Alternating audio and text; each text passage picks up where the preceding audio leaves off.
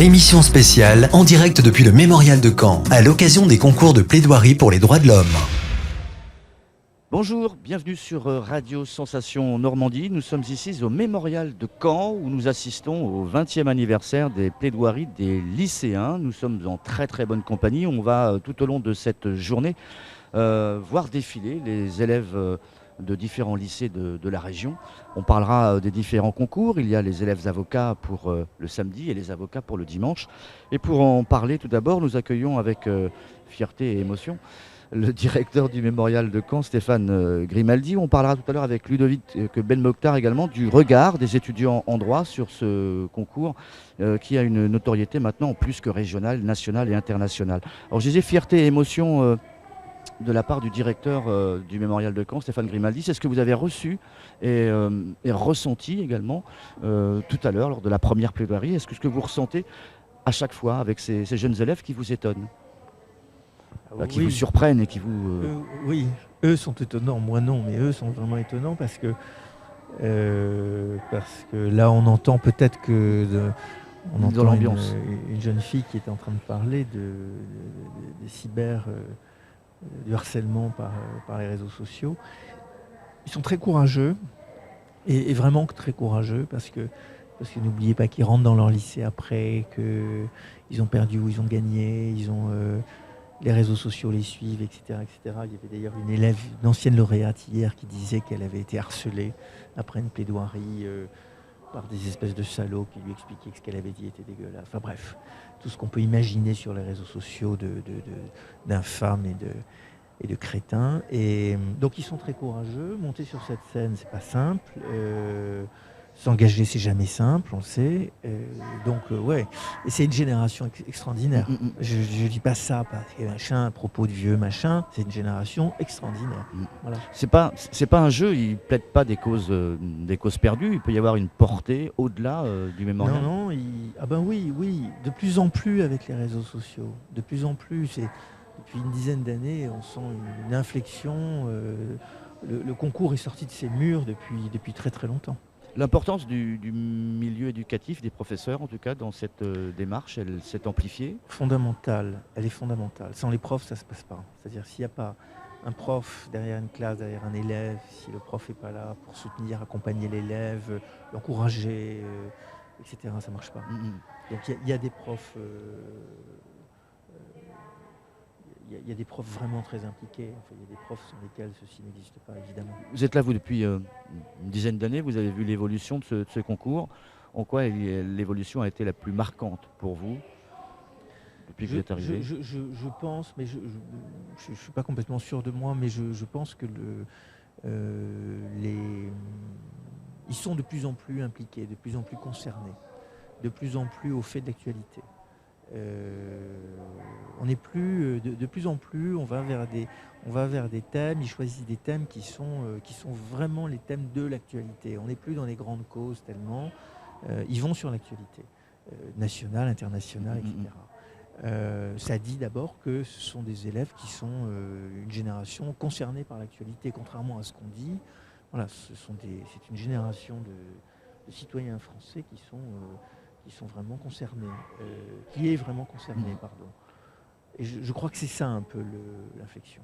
Les élèves d'avocats, il y en avait je crois une dizaine hier pour une présentation pour ce 20e anniversaire. Certains ont réussi plus que d'autres leur carrière. Est-ce qu'on peut prendre ce terme-là ?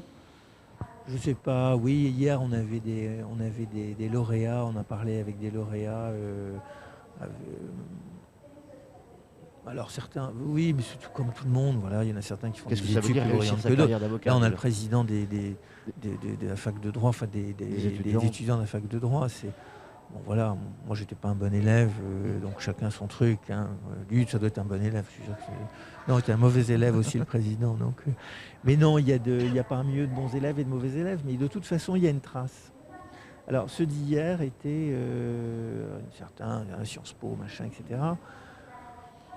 Mais je ne pense pas qu'il faille il n'y a pas de généralité là-dessus. Leur passage ici est marquant pour le reste de leur... L'un d'eux a dit un truc que j'ai trouvé très bien et très simple. Il a dit « Je ne sais pas si ce concours a marqué ma vie, mais il m'a marqué moi ». J'ai trouvé ça très bien. Voilà. pas dans le machin, la vie, le truc. Il a juste dit, voilà, moi j'ai été marqué par cette expérience. Ce qui signifie qu'ils ne savent pas forcément ce qu'ils vont en faire, ce que ça va provoquer chez eux, mais en tout cas, en effet, ceci, dans leur vie est un moment fort, quoi qu'il arrive. Quoi qu'il arrive. Ludovic, le mémorial de Caen, le concours des plaidoiries, etc., c'est quelque chose que vous auriez aimé faire? Vous le regrettez ou pas? Oui, c'est vrai qu'il n'y a pas de concours pour les étudiants en droit. Nous, on nous encourage à aller le voir. C'est vrai que ça fait 3-4 ans que je viens le voir le samedi et le dimanche. Et c'est une expérience qui est génialissime parce que quand on est étudiant en droit, justement, on étudie la technique, mais on n'étudie pas la prise de parole. L'éloquence, tout ça? Non, on l'étudie pas du tout. C'est quelque chose qui est enseigné sur ton école d'avocat ou à Sciences Po dans toutes ces écoles politiques. Mais en droit, voilà, on écrit et on parle très peu, quoi. Alors à part quand on a un engagement à côté, soit associatif, soit politique, soit syndical, c'est vrai qu'on ne prend pas la parole. Et si vous étiez dans ce concours-là, quelle est la cause que vous auriez défendue? Oula, la cause que j'aurais défendue, j'en sais rien du tout. Le président disait tout à l'heure que la génération des jeunes 2017 était très difficile. Est-ce que vous êtes à peu près dans cette optique-là? Vous estimez qu'être jeune à cette période-là, c'est compliqué? C'est plus compliqué parce que justement il y a les réseaux sociaux et c'est vrai que nous on a l'information maintenant en direct. On personnifie peut-être plus l'information, c'est-à-dire qu'avant, quand on parlait de la Syrie, quand on parlait des migrants qui arrivaient sur nos côtes par exemple, on ne se représentait pas la chose, alors que maintenant avec les photos, avec les vidéos, avec tout ça, on se rend compte peut-être un peu plus de l'impact de ces phénomènes. Et à l'inverse, on parle beaucoup plus facilement sur les réseaux sociaux et à visage découvert.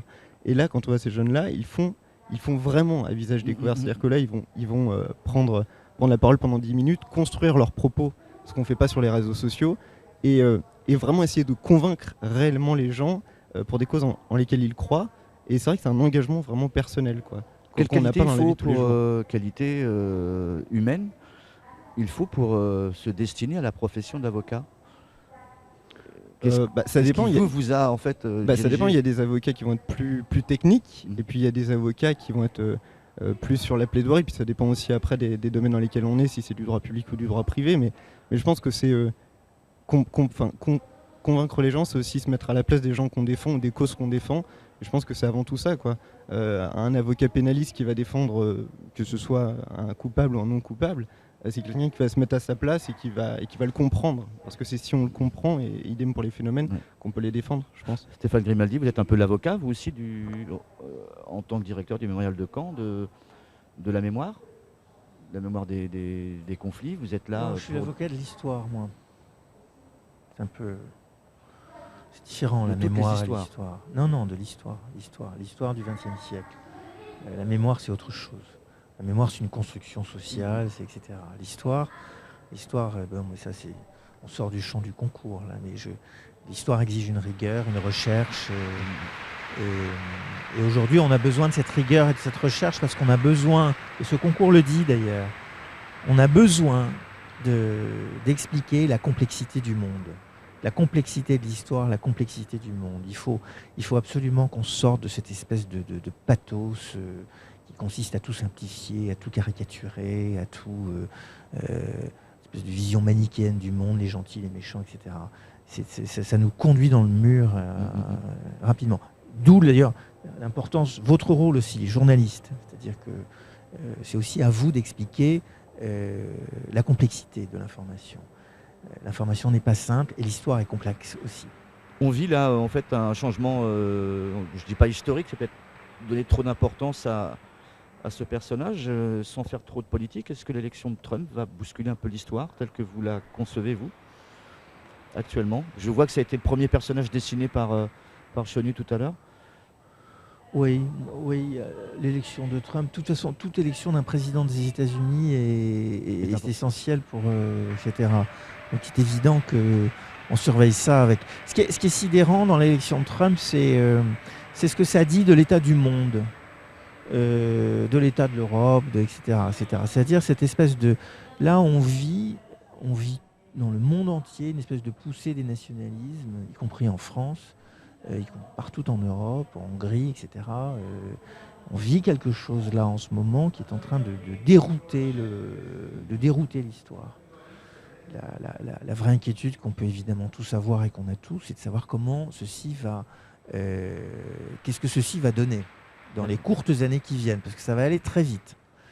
Donc voilà. Après, il ne faut pas faire de machin, de comparaison avec l'histoire passée. Ça, c'est pas sérieux.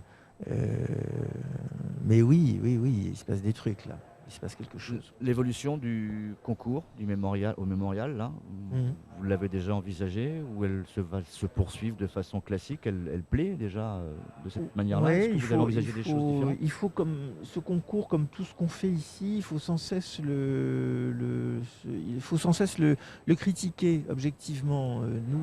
Moi, je passe mon temps à critiquer notre travail, à nous interroger sur ce qu'on fait bien ou pas bien. Et en fait, on ne le voit pas bien, mais chaque année, les concours évoluent un petit peu à la marge. Là, on remarque des trucs qui ne vont pas, des choses qui ne se font pas bien, des trucs qui ne sont pas fluides. Bref, il y a plein de choses. Et puis derrière ce concours, il y a toute une mécanique que naturellement personne ne voit, mais qui est extrêmement lourde. Donc, il évolue sans cesse. Pour l'instant, il est plutôt stabilisé. Il se comporte bien, ce concours, enfin ces 3 concours. On va voir. Le bon test pour nous, c'est évidemment le nombre de textes, plaidoiries, etc. que nous recevons. Et ce qu'on observe, c'est que c'est en progression constante. Ludovic, est-ce qu'on a un regard différent sur le monde lorsqu'on se destine à la profession d'avocat ou pas du tout? Est-ce qu'on a un filtre? Je sais pas. Ça dépend encore une fois des gens. Et puis, il n'y a pas que la profession d'avocat, il y a tous les engagements qu'on peut avoir à côté. Mais nous, c'est vrai qu'on nous demande de lire la presse, de se renseigner beaucoup plus sur l'actualité, sur les conflits qu'il peut y avoir à côté. Et encore une fois, malheureusement, c'est pas forcément dans le contenu de nos études. Donc c'est des choses qu'on fait à côté. Quand on vient au concours de plaidoirie ici le week-end, c'est du plus. Donc c'est à nous d'avoir une ouverture beaucoup plus grande sur le monde, beaucoup plus grande sur l'actualité, et de se faire au final son propre avis sur les choses et de se faire sa propre conviction, quoi. D'accord, belle conclusion. Merci d'avoir accepté notre invitation, M. Grimaldi. Je vous en prie. On espère vous revoir très bientôt sur Radio Sensation Normandie. A tout de suite.